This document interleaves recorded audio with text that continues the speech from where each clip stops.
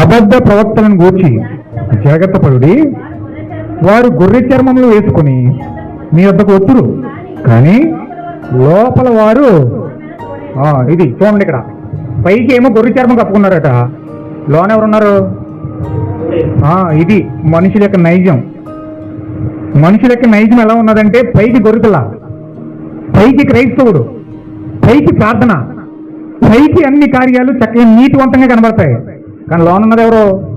సోడీలు, చీల్చి చెండాడేస్తుంది, కోపంతో, అసూయతో, ద్వేషంతో, పగతో, కక్షలతో, ఈర్ష్యలతో, భయంకరమైన కార్యాలతో లోపల తోడేలు మనుషులు చీల్చి చెండాడేస్తుంది.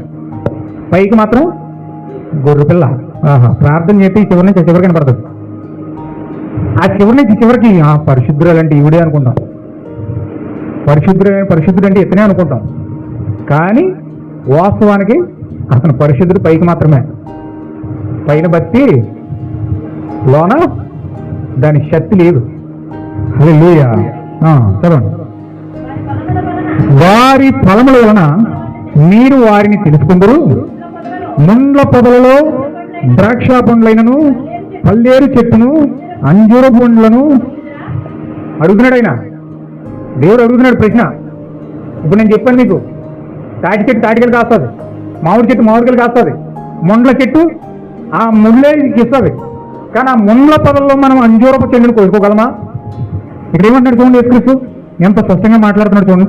ఆ ముండ్ల పొదలలో ద్రాక్ష పండ్లైనా కానీ, పల్లేరు చెట్టును అంజూరపు పండ్లైన కోసమా? పల్లేరు చెట్టు ఎలా కాస్తుంది? పల్లేరుకాయలు కాస్తుంది.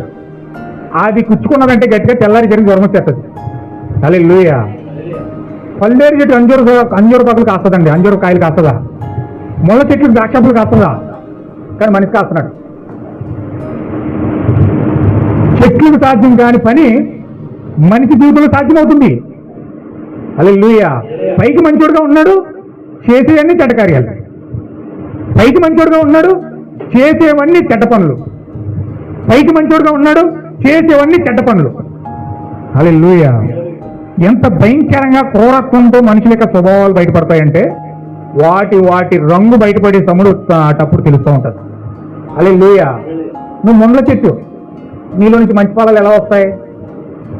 నువ్వు అంజూరపు చెట్లు, పల్లేరు చెట్టు అయ్యండి, నీలో నుంచి అంజూరపు కాయలు కొయ్యగలమా?